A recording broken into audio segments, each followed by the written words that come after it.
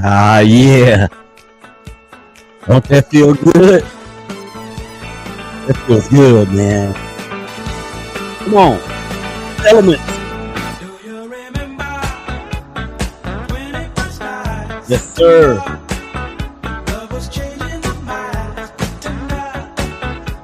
September is here, baby.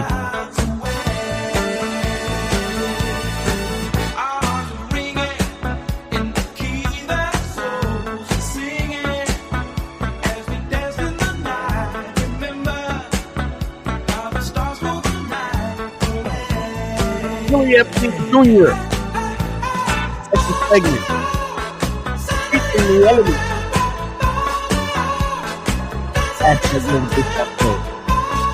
Big game. Christian Sports Network. Boy, man, we check it in. Live, loud, and in color.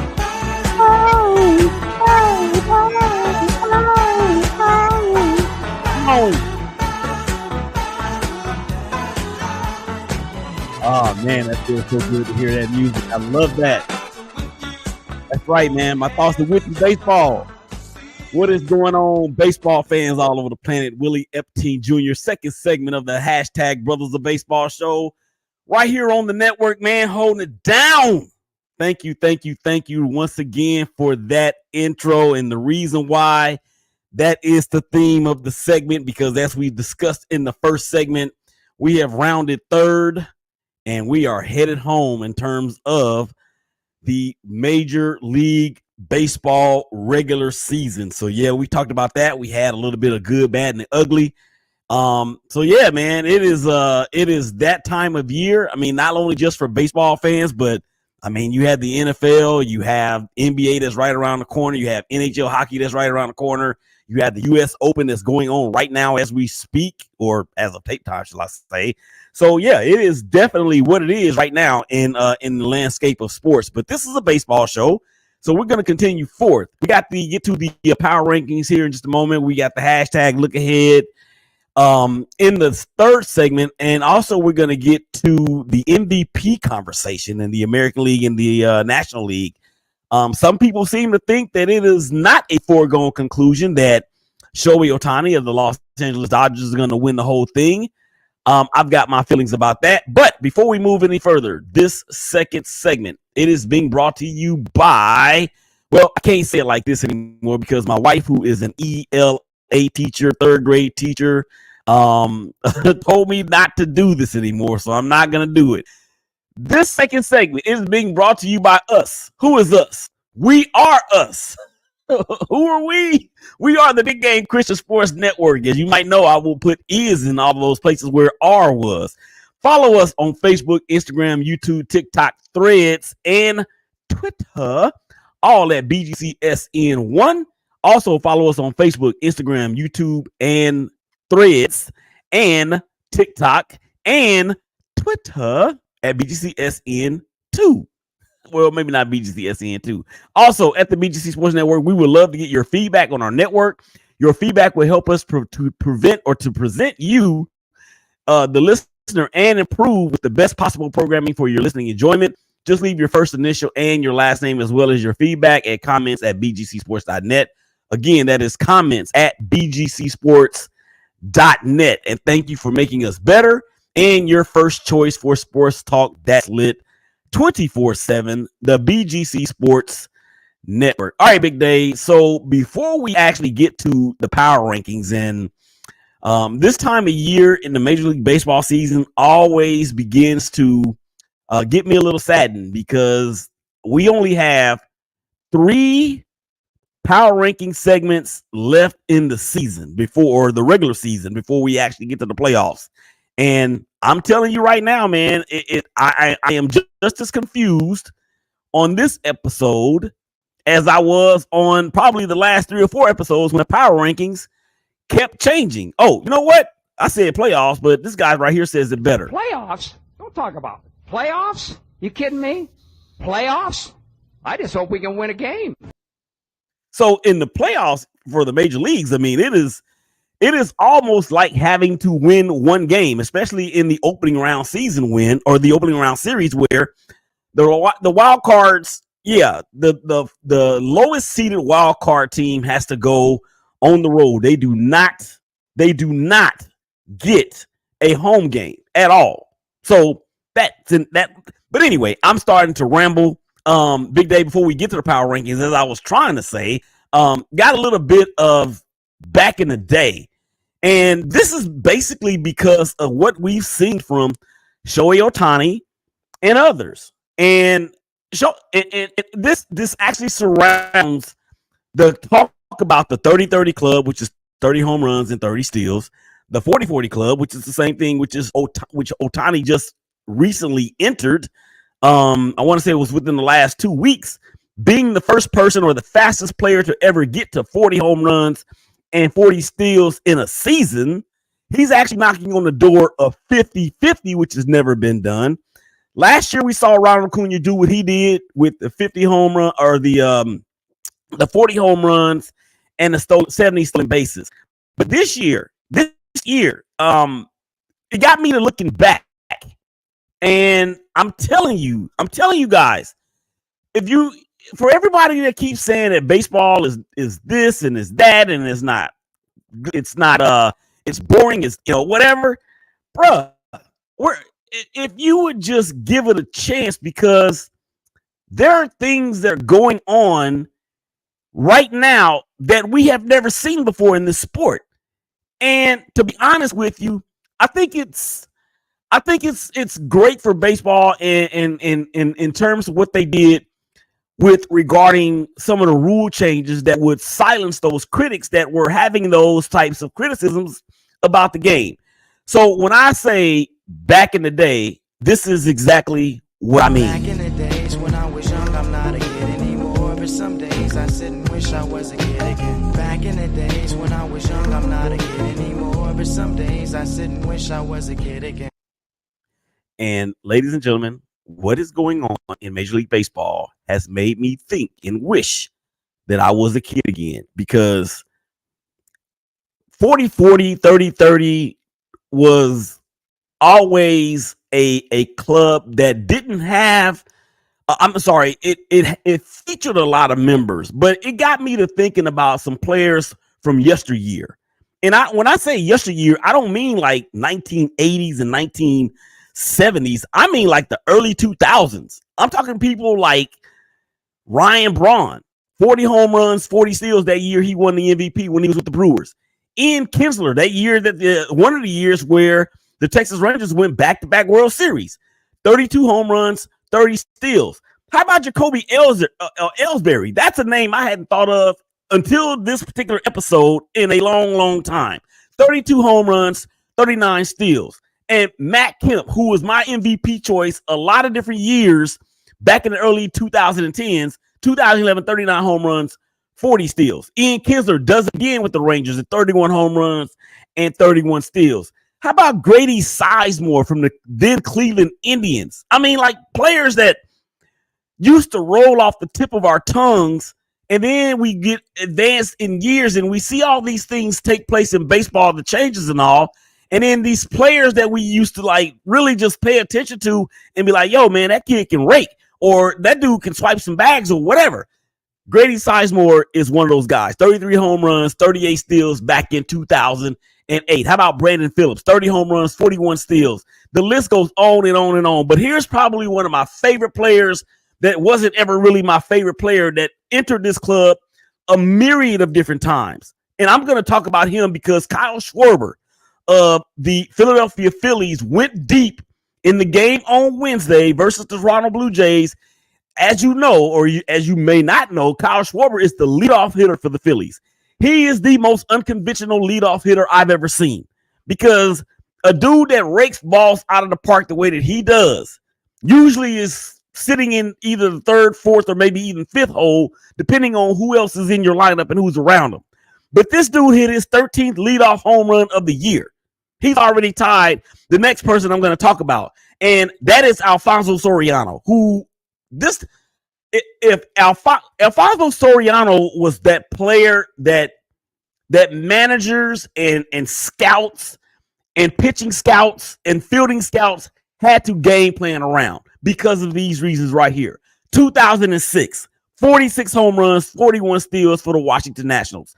Alfonso Soriano, 2005, for the Texas Rangers, 36 home runs, 30 steals. Alfonso Soriano, 2003, New York Yankees, 38 home runs, 35 steals.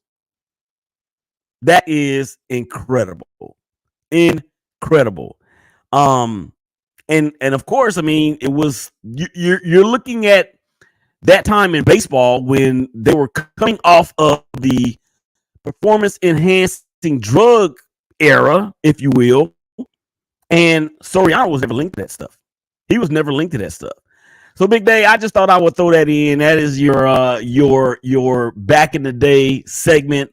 As we have entered September in Major League Baseball, we've got 7 minutes left to go in the segment. So let's go ahead and get to one of the last few power rankings of the season.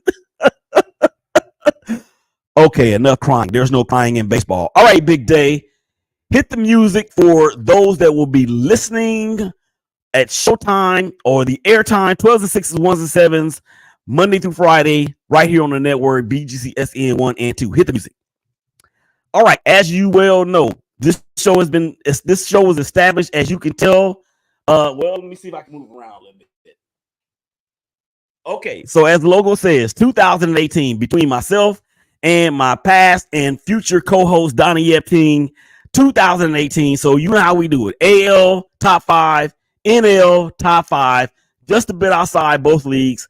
Top 10 in the most beautiful woman in the world has just walked into the studio. Hey, baby. All right, get back to the hashtag, the power rankings before I have to, never mind. So here we go. Big day. Let's start in the American League. That's where we normally start. Number 5, we have the Houston Astros. Yeah, the Houston Astros have all but locked up the American League West. However, there's going to be some struggles there, in my opinion, with the Astros. I mean, I understand Kyle Tucker. I saw it on Wednesday. He's close to coming back. They're saying probably within the next 3 or 4 days, and they need him in that lineup. Valdez is crushing it for the Stros, but their pitching is going to leave a little bit to desired. Number 4, I have the Minnesota Twins. They just keep holding on right here in this particular section. The New York Yankees are the number 3 team in the American League. Number 2, the Baltimore Orioles. And the number 1 team in the American League is the Cleveland Guardians. And say what you will about the Guardians, it just seems like it wasn't that long ago. Probably because it wasn't that long ago when they were getting 3 or 4 taken from them at home by the Kansas City Royals. And if you just paid any attention, the Royals are not in the top 5. And the Royals were number, I want to say 3 or 4 in the last episode. But be that as it may, that's what it is when it comes to baseball. Just a bit outside for the American League. Hashtag Jabo, Kansas City, and Boston. And Boston is hanging on by a drip of that dirty water because they have hit some skids. Their best pitcher, Tanner Houck, who obviously has been in the ERA, earn run average championship contender all season long, but not really, because he was at under a 2 for a good part of the first quarter of the year. He's under 500 at 8.9, and now his ERA is just below 3.5. And the Boston Red Sox, yeah, they may be in some trouble. All right, one more time, Big Day, bottom to the top 5 in the American League. We have the Houston Astros. We have the Minnesota Twins. We have the New York Yankees. We have the Baltimore Orioles. We have the Cleveland Guardians, 5-1. Swinging it over to the National League. 3 minutes left to go in the segment. We have at number 5, the Arizona Diamondbacks. Number 4, the San Diego Padres. Number 3, the Milwaukee Brewers. Number 2, the Philadelphia Phillies, and the number 1 team in the National League, the Los Angeles Dodgers. I hate them, but it's all good. Now, let's talk about a couple things here real quick. The Dodgers, and I talked about this in the first segment, but I'm gonna come back to it now. The Dodgers, the Padres, and the Diamondbacks. Obviously, they're all in the National League West. Obviously, the Dodgers are going for, I think it's going to be their 9th consecutive National League West championship.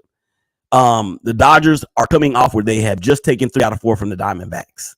The Diamondbacks have scored more runs than any other team in Major League Baseball. They're getting Ketel Marte back.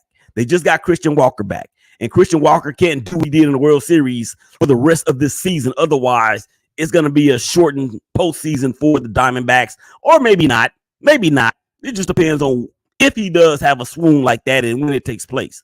All right, one more time, big day.